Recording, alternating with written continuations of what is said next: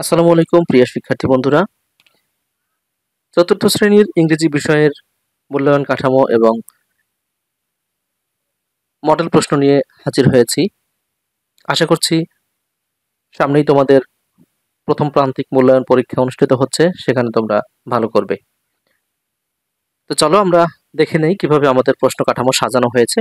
মূলত এর পূর্বে আমাদের যেভাবে প্রশ্ন কাঠামো ছিল, 2025 সালে আমাদের যে প্রশ্ন কাঠামো প্রণয়ন করা হয়েছে, যে মূল্যায়ন কাঠামো নির্দেশিকা দেওয়া হয়েছে, কিছুটা পরিবর্তন এসেছে। সেই পরিবর্তন তৃতীয়, চতুর্থ এবং পঞ্চম শ্রেণী, এই 3 শ্রেণীর জন্য কিছুটা ব্যতিক্রম রয়েছে। তবে সেই ব্যতিক্রমের পরিমাণ খুবই কম। তারপরেও তোমাদেরকে একটু এ বিষয়ে ধারণা দেওয়ার জন্য মূলত আজকের ভিডিওটি করতে হয়েছে। তো চলো আমরা দেখে নিই ইংরেজি বিষয় চতুর্থ শ্রেণী। এখানে আমাদেরকে শুরুতেই একটি অনুচ্ছেদ দেওয়া থাকবে।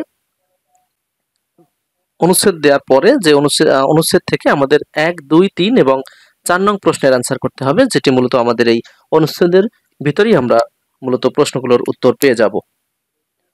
যেমন প্রথমত 1 নম্বরে তোমরা দেখতে পাচ্ছ মাল্টিপল চয়েস কোশ্চেন অথবা ফিল ইন দ্য ব্ল্যাঙ্ক, এ দু ধরনের থেকে থাকে।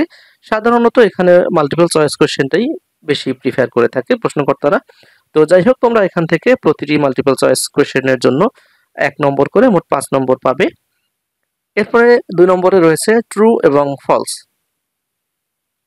এক্ষেত্রে তোমাদেরকে স্টেটমেন্টটি ট্রু অথবা ফলস যেটি হয় সেটি লিখতে হবে। সেজন্য ফলস যদি হয়ে থাকে সেক্ষেত্রে তোমাদেরকে এজন্য কারেক্ট করতে হবে না, শুধু এফ লিখে রাখলেই হবে। আর যেটি ট্রু সেখানে টি লিখে রাখলেই হয়ে যাবে। এখানেও তোমরা পূর্ণ নম্বর পেয়ে যাবে 5। এরপরে রয়েছে অ্যান্সার দ্য শর্ট কোয়েশ্চেন্স।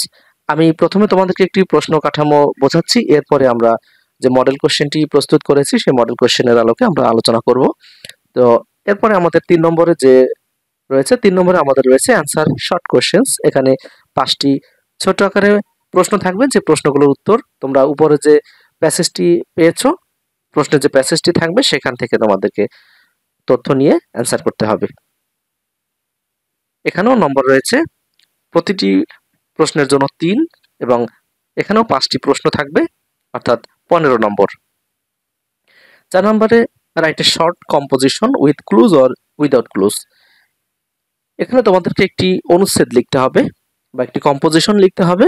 সেই কম্পোজিশনটি হতে পারে কোনো ক্লু দেয়া থাকতে পারে অথবা ক্লু নাও দেয়া থাকতে পারে।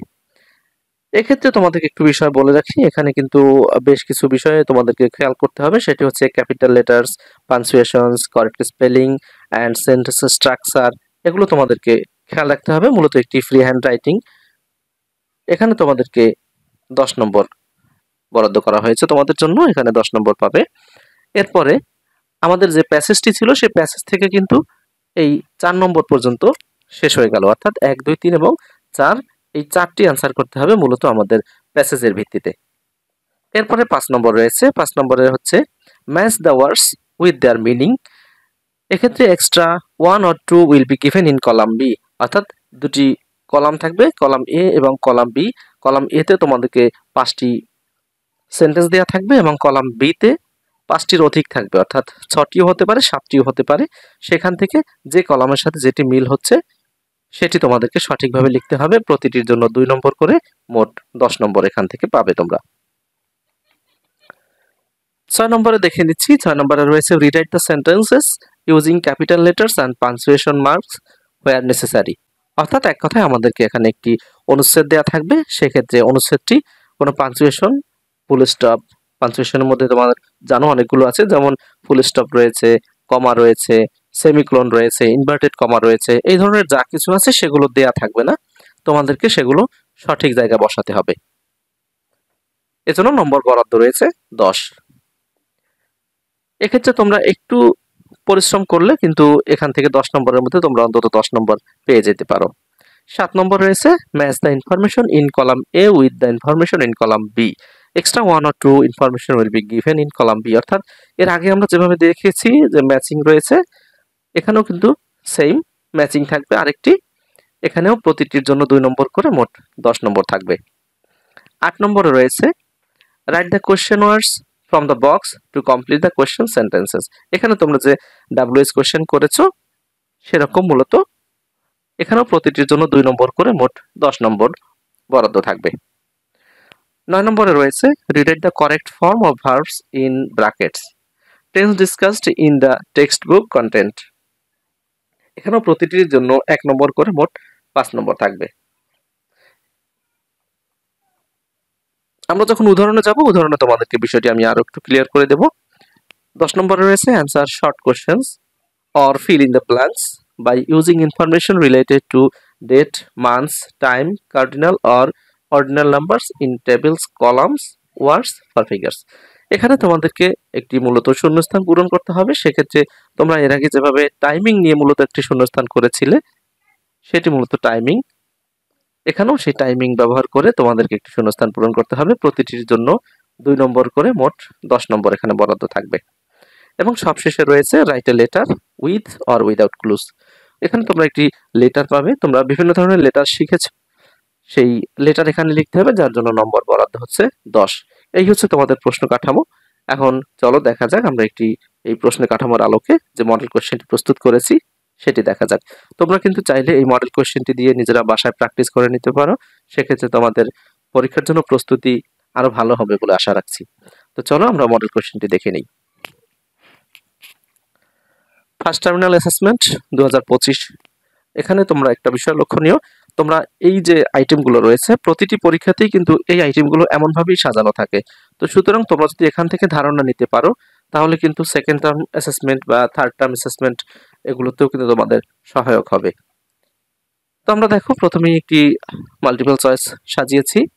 এখানে আমাদের 5টি মাল্টিপল চয়েস রয়েছে। তোমরা এখানে এটির অ্যান্সার করবে এবং অ্যান্সার করার পদ্ধতি হচ্ছে তোমরা এগুলো কিন্তু তোমরা খাতায় তুলতে হবে। এ নম্বর দিয়ে হাউ ওল্ড ইজ জামিল, এটি দিয়ে তোমরা সামনে লিখে দিতে পারো।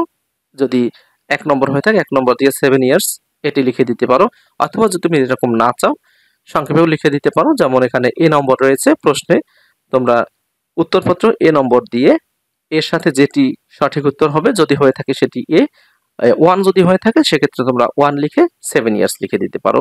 দুটি পদ্ধতিই কার্যকর, তোমরা যেটি সহজ মনে করছো সেটি দিয়ে দিবে। তবে সময় বাঁচানোর জন্য তোমরা এ নম্বর দিয়ে 1 দিয়ে 7 ইয়ার্স লিখে দিতে পারো, এটি খুব সহজে হয়ে যাবে। 2 নম্বরে রয়েছে true or false. True or false এর ক্ষেত্রে তোমাদেরকে শুধু এই A B C D E এভাবে নম্বরগুলো বসাতে হবে এবং সামনে যদি ট্রু থেকে থাকে সেক্ষেত্রে তোমাদেরকে এখানে যেহেতু বলা হয়েছে প্রশ্নে যে যদি ট্রু হয়ে থাকে সেক্ষেত্রে তোমরা ট্রু লিখবে, আর ফলস হয়ে থাকলে ফলস লিখবে। সেক্ষেত্রে এ নম্বর যদি ট্রু হয়ে থাকে তোমরা এ নম্বর দিয়ে ট্রু লিখে দিবে, সেন্টেন্স তুলতে হবে না। এভাবে বি নম্বরে যদি ফলস হয়ে থাকে সেক্ষেত্রে তোমরা ফলস লিখে দিবে, পুরো সেন্টেন্স তুলতে হবে না। এভাবে তোমরা 2 নম্বরের আনসার করে দিবে। নম্বর 5 নম্বর বিভাজন তো তোমরা এর আগেও দেখেছো, তারপর আরো একটু বোঝার জন্য আমি এখানেও নম্বর বিভাজন ব্যবহার করেছি। 3 নম্বরে রয়েছে অ্যান্সার দ্য কোয়েশ্চেন। এক্ষেত্রে তোমাদেরকে 5টি প্রশ্ন রয়েছে। এই যে 5টি প্রশ্ন রয়েছে এই 5টি প্রশ্নের সংক্ষিপ্ত অ্যান্সার দিতে হবে তোমাদেরকে। এক্ষেত্রে প্রশ্ন তুলতে হবে না, শুধুমাত্র এ নম্বর দিয়ে উত্তরটি লিখে দিবে। এভাবে প্রতিটি প্রশ্নের জন্য 3 নম্বর করে মোট 5 নম্বর বরাদ্দ থাকবে। তোমরা এই প্রশ্নগুলোর সম্ভাব্য উত্তর কিন্তু এই যে প্যাসেজটি রয়েছে ফারজানা এন্ড জামিলের এই প্যাসেজ থেকে কিন্তু পেতে পারো। মূলত 1, 2, 3 এবং 4 নং প্রশ্নের অ্যান্সার তোমরা এই প্যাসেজের ভিত্তিতেই করতে পারবে। 4 নম্বরে রয়েছে write a short composition about your family. অর্থাৎ এখানে তোমাদেরকে তোমাদের ফ্যামিলি সম্পর্কে একটি শর্ট কম্পোজিশন লিখতে বলা হয়েছে। এখানে 10 নম্বর রয়েছে। এরপরে রয়েছে 5 নম্বর।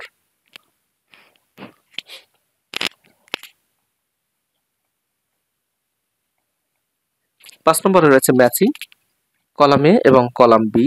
কলাম এ তে যে সেন্টেন্সের কিছু অংশ দেখতে পাচ্ছ তোমরা কলাম বি এর বাকি অংশ দেখতে পাচ্ছ। অর্থাৎ এখানে এই কলামের সাথে ডান পাশের যে বি কলাম আছে এর যে বাক্যটি মিলে একটি অর্থপূর্ণ বাক্য হতে পারে সেটি তোমাদেরকে লিখতে হবে। এভাবে তোমরা এই ম্যাচিংটি প্রস্তুত করবে, তাতে তোমরা নম্বর পেয়ে যাবে 10 নম্বর। 6 নম্বরে রয়েছে read sentence using punctuation and capital letters where necessary. এক্ষেত্রে তোমাদেরকে পাঞ্চুয়েশন বসাতে হবে। এই যে সেন্টেন্সগুলো রয়েছে, এখানে সেন্টেন্স হিসেবে রয়েছে 5টি। এখানে অনেক সময় তোমাদেরকে একটি ফুল প্যারা হিসেবেও থাকতে পারে। যেভাবেই থাকুক তোমরা এখানে পাঞ্চুয়েশন বসাবে এবং যেখানে তোমাদের ক্যাপিটাল লেটার্স প্রয়োজন সেখানে ক্যাপিটাল লেটার্স এবং যেখানে স্মল লেটার প্রয়োজন সেখানে তোমাদেরকে স্মল লেটার বসাতে হবে। এটার জন্য নির্ধারিত নম্বর রয়েছে 10। এরপরে 7 নম্বরে তোমরা আবারও একটি কলাম পেয়ে যাবে, কলাম এ কলাম বি। এখানেও সেম আগের মতো এ কলামের সাথে বি কলামের যে অংশটি মিলে একটি অর্থপূর্ণ শব্দ তৈরি হচ্ছে সেটি তোমাদেরকে লিখতে হবে। 8 নম্বরে রয়েছে write the question words from the box to complete the question sentence. অর্থাৎ এখানে তোমাদেরকে যে কোয়েশ্চেন ওয়ার্ড দেওয়া রয়েছে, WH মূলত আমরা বলে থাকি সংক্ষেপে, এই কোয়েশ্চেন ওয়ার্ডগুলো তোমাদেরকে এখানে বসাতে হবে। এখানে 5টি রয়েছে, 5টির জন্য তোমরা এখানে নম্বর পেয়ে যাবে 2 নম্বর করে, মোট 10 নম্বর। 9 নম্বরে দেখতে পাচ্ছ write the correct right form of verbs. এক কথায় রাইট ফর্ম অফ ভার্বস বলতে আমরা এটা বুঝে থাকি, যেমন একটি উদাহরণ আমরা লক্ষ্য করি, ফারজানা ড্যাশ ইন ক্লাস 4। এখানে টু বি অর্থাৎ টু বি ভার্ব আমরা এখানে ব্যবহার করব। কোন ভার্বটি ব্যবহার করব সেটা কিন্তু এখানে ব্র্যাকেটের ভিতরে উল্লেখ করা রয়েছে, তোমরা এই অনুসারে ভার্ব বসিয়ে দিবে, তাহলেই এটি হয়ে যাবে। এখানেও নম্বর রয়েছে 10। পরবর্তীতে যে কোনো একটি ভিডিওতে আমি তোমাদেরকে এগুলো কিভাবে পূরণ করতে হয় সে সংক্রান্ত বিস্তারিত টিউটোরিয়াল দিয়ে দিব। এখন তোমাদেরকে এই পরীক্ষাটা শেষ করতে হচ্ছে এভাবে, পরবর্তীতে বিস্তারিত ক্লাস নিয়ে ইনশাল্লাহ হাজির হয়ে যাব তোমাদের মাঝে। তো এরপরে আমরা যে অংশটি রয়েছে 10 নম্বর, ফিল ইন দ্য গ্যাপস। এখানে ফিল ইন দ্য গ্যাপস আমি যেটি বলেছিলাম তোমাদেরকে, টাইমিং মূলত আমরা এখানে ব্যবহার করব। টাইমিং ব্যবহার করে এই শূন্যস্থানটি পূরণ করবে। এটি খুবই সহজ হয়ে থাকে, তোমরা একটু যদি শব্দের অর্থটা বোঝার চেষ্টা করো সেক্ষেত্রে কিন্তু এই টাইমিংটি খুব সহজে তোমরা করতে পারো।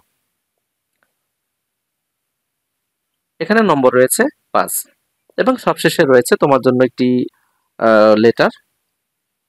লেটারটি একটু তোমাদেরকে বিস্তারিত দেখতে হবে। এখানে suppose you are Fahmid or Fahmida, এক্ষেত্রে তোমাদেরকে কিন্তু এই নাম দুটির যে কোনো একটি ব্যবহার করতে হবে। এবং your friend is Nasif or Nasifa, এক্ষেত্রে তোমার বন্ধু হিসেবে নাসিফ অথবা নাসিফা ব্যবহার করতে হবে। এটি অবশ্যই খেয়াল করে তোমাদেরকে এটি করতে হবে। এবং লিখতে বলেছে কি লক্ষ্য করো, write a letter to your friend about your daily routine. তোমার প্রাথমিক যে রুটিন রয়েছে সেটি তোমার বন্ধুকে জানানোর জন্য মূলত একটি লেটার লিখতে হবে। এটির জন্য নম্বর রয়েছে 10। তো এভাবে তোমরা 15 নম্বর অ্যান্সার করতে পারবে। তো আজ এ পর্যন্তই, ভালো থাকবে। যে অংশটুকু বুঝতে কষ্ট হচ্ছে কিংবা আরো বিস্তারিত ডিসকাস করা প্রয়োজন কমেন্টে লিখে জানাবে। ধন্যবাদ সকলকে।